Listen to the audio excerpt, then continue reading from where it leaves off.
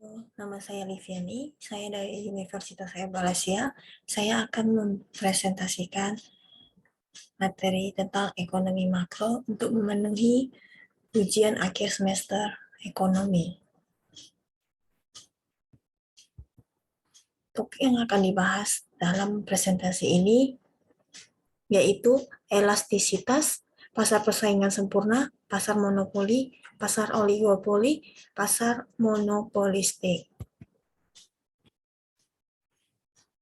Elastisitas. Anggap pemerintah meningkatkan jumlah agen federal yang akan bekerja sepenuhnya untuk memerangi obat-obatan terlarang. Apa yang terjadi pada pasar obat-obatan terlarang? Sebagaimana biasanya kita menjawab pertanyaan ini dalam 3 tahap. Pertama, mempertimbangkan apakah kurva permintaan atau penawaran yang bergeser. Kedua, ketika kita mempertimbangkan arah pergeseran tersebut. Ketiga, kita melihat bagaimana pergeseran mempengaruhi harga dan jumlah keseimbangan. Berikut adalah contoh dari gambar pergeseran tersebut.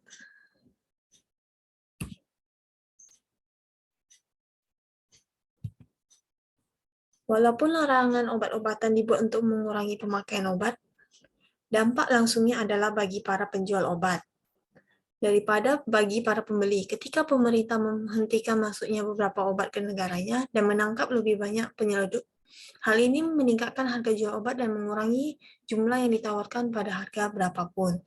Permintaan jumlah obat yang diinginkan oleh pembeli pada harga berapapun tidaklah berubah. Sebagaimana yang ditunjukkan oleh gambar panel pada gambar 9. Larangan ini menggeser kurva penawaran dari S1 ke S2. Dari S1 ke S2.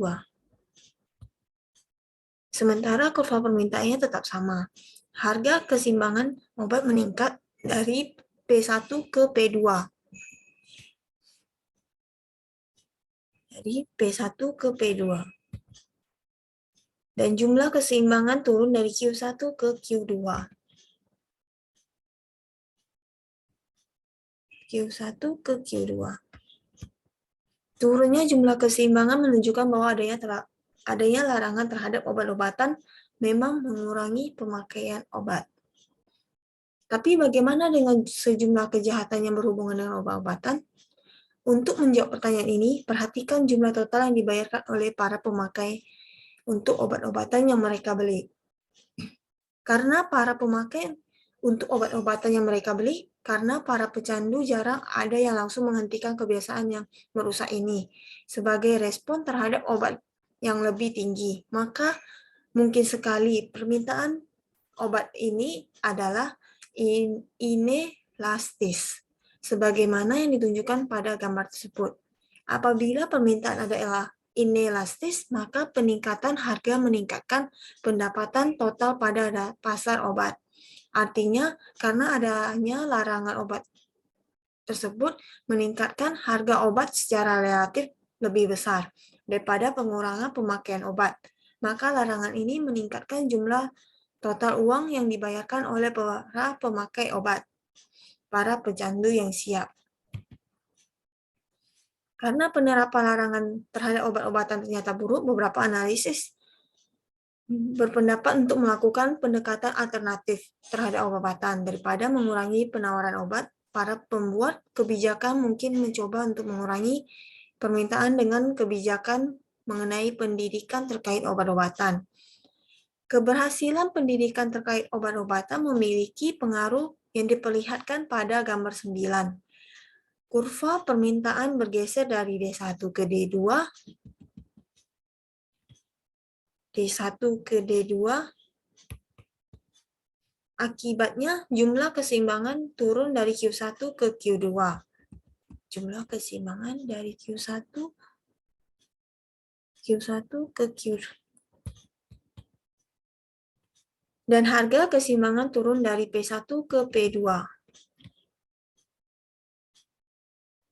P1 ke P2. Pendapatan total harga dikalikan dengan jumlah. atau P kali Q. Jumlah juga turun. Jadi, bertolak belakang dengan larangan obat-obatan. Pendidikan terkait obat-obatan dapat mengurangi baik pemakaian maupun kejahatan yang berhubungan dengan obat-obatan terlarang. Berikut adalah tabel untuk memaksimalisasi keuntungan. Contoh dari tabel 2, pada kolom tabel tersebut tercantum jumlah galon susu yang dihasilkan The Vaca Family Dairy Farm. Kolom ketiga menunjukkan pendapatan total. $6 dikali jumlah galon. Kolom ketiga menunjukkan biaya total perusahaan itu. Biaya total adalah biaya tetap. $3 pada contoh ini ditambah biaya variabel yang bergantung pada jumlah barang yang dihasilkan. Kolom keempat menunjukkan keuntungan perusahaan yang dihitung dengan cara mengurangi pendapatan total dengan biaya total. Jika perusahaan itu tidak menghasilkan apa-apa, perusahaan itu rugi sebesar $3 atau biaya tetap. Jika perusahaan itu memproduksi 1 galon, perusahaan itu mendapatkan keuntungan $1. Jika 2 galon yang diproduksi, untungnya adalah sebesar $4 dan seterusnya. Untuk memaksimalisasi keuntungan, Vaca Farm memilih jumlah produksi yang menghasilkan keuntungan sebesar-besarnya. Pada contoh ini, keuntungan maksimal tercapai ketika perusahaan memproduksi 4 atau 5 galon susu, yaitu keuntungannya sebesar $7.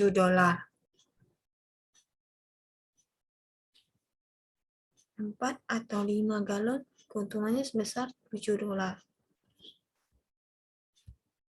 Ada cara lain untuk melihat keputusan Vaca Farm ini. Mereka dapat menemukan jumlah memaksimalkan keuntungan dengan membandingkan pendapatan marginal dengan biaya marginal dari setiap unit yang diproduksi. Kolom kelima dan keenam pada tabel 2 menghitung pendapatan marginal dan biaya marginal.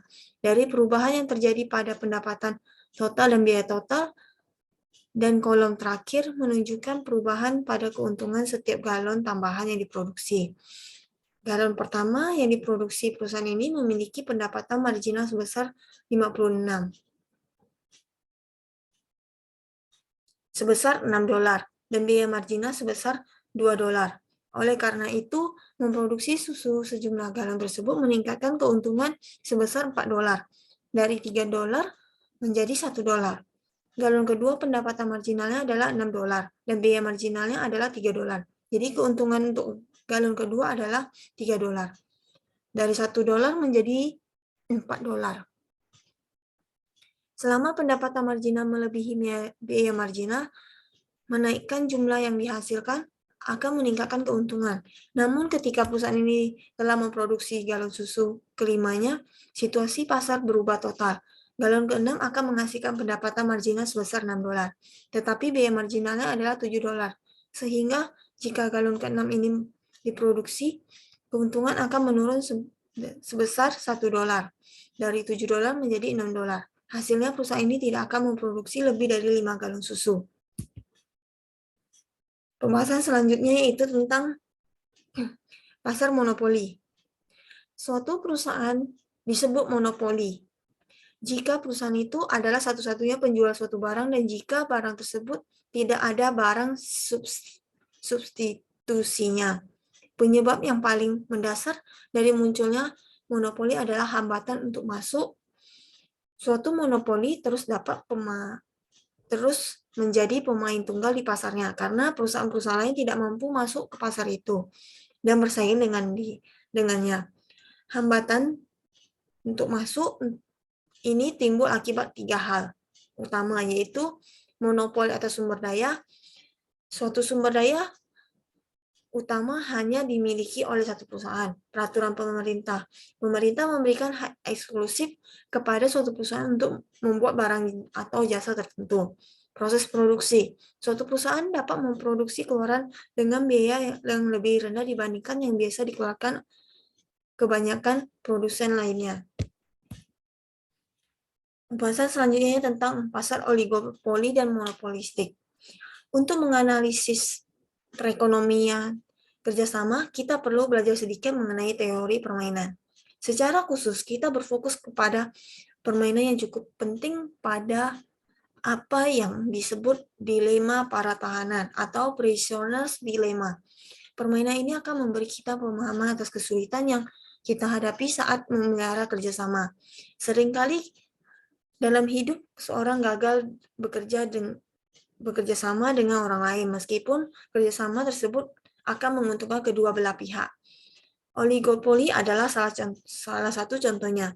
Cerita kita mengenai dilema para tahanan ini mengandung suatu pelajaran yang dapat diaplikasikan pada kelompok yang apa saja yang mencoba memelihara kerjasama antar anggotanya. Berikut adalah keputusan dalam bentuk grafiknya. Keputusan Boni dan keputusan Clyde. Dilema para tahanan adalah kisah dua orang pelaku kriminal yang telah ditangkap polisi. Mari kita sebut mereka Boni dan Clyde. Polisi telah memiliki bukti untuk membawa Boni dan Clyde ke pengadilan dengan tuduhan membawa pistol secara ilegal, yang hukumannya cukup ringan, sehingga masing-masing dipenjarakan selama 1 tahun. Polisi juga mencurigai keduanya terlibat dalam perampokan bank bersama-sama, tetapi tidak ada bukti yang kuat untuk menunjuk mereka atas tindakan kriminal yang besar ini. Dalam teori permainan, suatu strategi disebut strategi dominan atau dominan strategi jika strategi tersebut adalah strategi terbaik bagi seorang pemain, terlepas dari strategi yang dipilih oleh pemain lainnya. Pada kasus ini, mengaku adalah strategi dominan Boni. Lamanya Boni di penjara akan berkurang jika ia mengaku, terlepas dari apakah Clyde akan mengaku atau diam. Akhirnya, baik Boni atau Clyde sama-sama mengaku dan keduanya menghabiskan 8 tahun di penjara. Fakta ini adalah keseimbangan.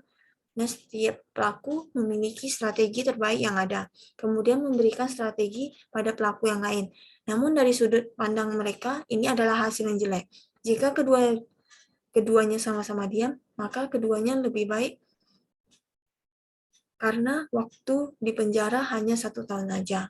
Karena masing-masing mengejar kepentingannya sendiri, maka keduanya mencapai suatu hasil yang lebih jelek bagi keduanya.